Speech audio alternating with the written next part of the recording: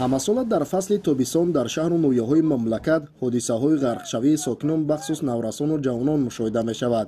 мутахассисони раёсати кумитаи ҳолатҳои фавқулода ва мудофиаи гражданӣ дар вилояти Хатлон яке аз сабабҳои асосии ғарқшавии сокинонро ба эътиноию каммасъулиятии бархе аз волидайн рабт медиҳанд, ки фарзандони худро назорат намекунанд. бо сабаби гармии зиёд талабот ба обозӣ меафзояд. обозӣ барои солимии инсон ва фаъолияти рӯҳиву ҷисмонӣ муҳиму зарурӣ мебошад, вале фаромӯш набояд кард, ки муносибати нодуруст бо об фалокатовар низ хоҳад буд. ҳар сол дар ин мавсим даҳон нафар наврасону ҷавонон аз сабаби нодурусти қоидаҳои шиноварӣ ҷони худро аз даст дода пайвандону наздиконро ба ғаму андӯҳ гирифтор месозанд. тибқи маълумотҳои умурии раёсати кумитаи ҳолатҳои фавқулода дар вилояти Хатлон то ба имрӯз як нафар шаҳрвандону ҷавонон дар кӯлу дарёҳо ҷони худро аз даст доданд.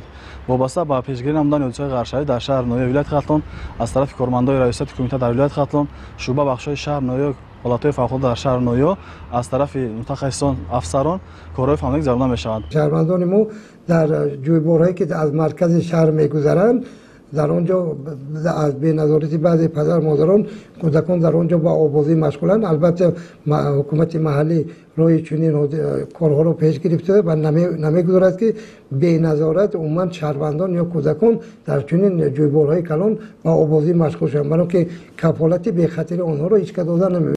аз таҳлилҳои табибон бармеояд, ки дар бештари мавридҳо ғарқшавии сокинон бино ба риоя накардани қоидаҳои оббозӣ ё надоштани маҳорати оббозӣ боиси ғарқшавии онҳо ва дигар ҳодисаҳои нохуш мегардад. ба андешаи мутахассисон барои оббозӣ дар рудхонаву каналҳои бузурги обгузар бояд бадани инсон мутобиқ бошад. дар ҳолати яку якбора ба оби хунук даромадан бадани инсон аксуламал нишон дода рагҳои бадан карахт мешаванд ва шахси ба об даромада худро идора карда наметавонад. кӯдакон дар ҳамин дайраҳо дар кӯлҳо ба обозӣ мераванд.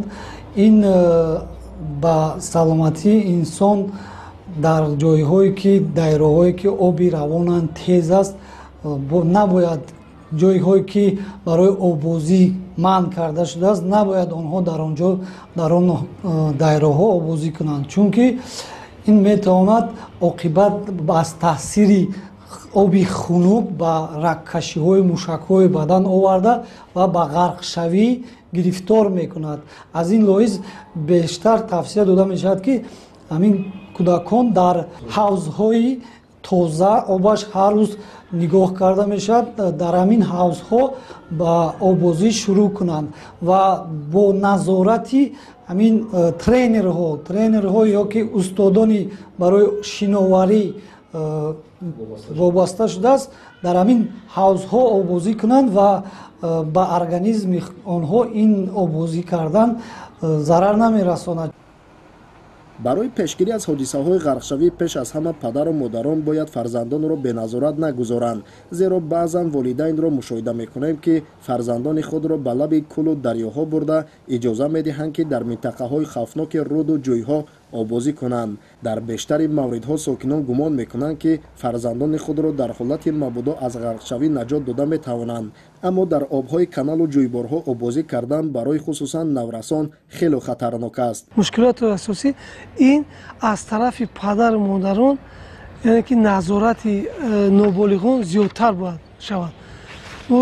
чӣ хел ки таҳлилҳо нишон доданд 80% яъне ки ғарқшудагиён ин асосан яъне ки аз синни 1 сола то синни 6 сола ва 7 сола мебошад, ки аз тарафи падару модарон ва беназорат мондагианд. дар ҳамин ҳудуди вилояти Хатлон кадом дарё канале ки мегзарад дар ҳама ҷош обшиноварӣ кардан қатъиян манъ аст. дар ҳар як ҷои минтақаҳои хавфноки ҳастанд шиори овозие ки бо тарзи навиштаҷотҳои калон насб карда шудааст, ки дар ин ҷо қатъиян манъ аст ё минтақаи хавфнок ё ҷои мамнӯъ эълон карда шудааст. ба андешаи коршиносон яке аз сабабҳои майлу рағбати кӯдакону наврасон барои оббозӣ дар дарёву каналҳо ин нисбатан кам будани шумораи ҳавзҳои шиноварӣ дар шаҳру ноҳияҳо мебошад. шаҳри бохтар ки зиёда 100 000 аҳолӣ дорад, дар он шумораи ҳавзҳои шиноварӣ хеле кам мебошанд ва талаботи сокинонро қонеъ карда наметавонанд. тибқи мушоҳидаҳо дар ҳавзҳои шиноварӣ барои 1 соати оббозӣ 10 сомонӣ бояд пардохт кард, ки на ҳамаи падару модарон имкони таъмини талаботи ҳаррӯзаи фарзандонро доранд. аз ин рӯ бештари ҳолат кӯдакон пинҳонӣ аз волидайн дар ҷойҳои ба ҳаёти онҳо хавфнок шиноварӣ мекунанд. бинобар ин аксарияти сокинони шаҳри бохтар бунёди теъдоди бештари ҳавзҳои шиновариро дар ҳудуди шаҳр муҳим мешуморанд. ба ин хотир сари ин масъала бояд масъулони мақомоти марбута бо соҳибкорони маҳаллӣ ҳамкориҳоро рушду ривоҷ бахшанд. албатта рӯз ба рӯз зиёдшавии шумораи аҳолӣ бо талаботҳои худро ба миён мегузорад ва эҳтиёҷ ба ҳар гуна иншоотҳо, хусусан ба иншоотҳои варзишӣ ки имрӯз ҷавонони мо як иқдом доранд, як маром доранд ки ба чунин ба корҳои варзишӣ машғул шаванд ва таъмини онҳо бо иншоотҳои варзишӣ ин яке аз вазифаҳои аввалиндараҷа буда баҳри солимгардонии миллат мавқеи хосаро дорад. тибқи иттилоъ айни замон дар шаҳри бохтар 3 ҳавзи шиноварӣ фаъолияти назаррас дошта ҳамарӯза ҷавонону наврасон аз онҳо истифода мебаранд, аммо ин теъдод ҳавзҳои шиноварӣ барои аҳолии шаҳр басанда нест ва зарурияти бунёди чунин иншоот ба миён омадааст. дар доираи истиқболи ҷашни 35-солагии истиқлоли давлатии ҷумҳурии тоҷикистон дар шаҳри бохтар сохтмони 300 иншооти нави таъйиноташон гуногун ба нақша гирифта шудааст ки аз ин шумора чанд адади онро ҳавзи шиноварӣ ташкил медиҳад.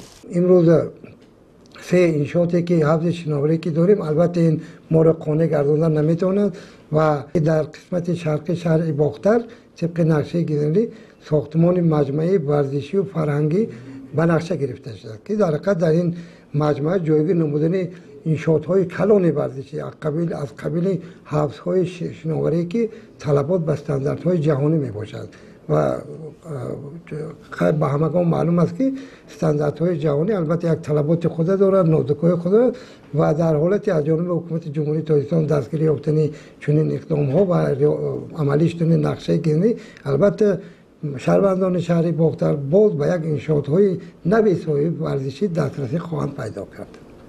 роҳбарияти мақомоти иҷроияи ҳокимияти давлатии шаҳри бохтар бо мақсади таъмини талаботи аҳолии шаҳр бо ҳавзҳои шиноварӣ кӯшиш ба харҷ дода истоданд ки бо ҷалби соҳибкорону дигар сармоягузорон бунёди ҳавзҳои шиновариро низ ба роҳ монда мавриди истифода қарор диҳанд.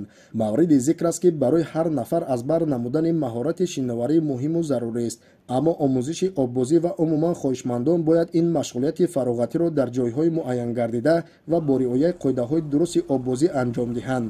аз ин хотир мутахассисони раёсати кумитаи ҳолатҳои фавқулода ва мудофиаи гражданӣ дар вилояти хатлон ба сокинон тавсия медиҳанд ки дар ин фасл дар баробари пешгирӣ аз ин гуна ҳодисаҳо фарзандони худро низ зери назорат гиранд. мутахассисони раёсати мазкур миёни сокинон корҳои фаҳмондадиҳӣ анҷом дода ҳамзамон дар чанде аз мавзеъҳои хатарнок аломатҳои манъи оббозӣ насб намуданд. айни замон дар вилояти хатлон бо мақсади сари вақт огоҳондани аҳолӣ пешгирӣ аз ҳодисаҳои ғарқшавӣ ситод таъсис дода шудааст ки миёни сокинон пайваста корбарӣ карда мешавад. дар ҳудуди шаҳри бохтар мақсадан ду ҳавзи шиноварие ки ҳастанд ба талабот ҷавобгӣ ҳастанд, бояд шаҳрвандон рафта дар ҳамунҷо шиноварӣ намоянд.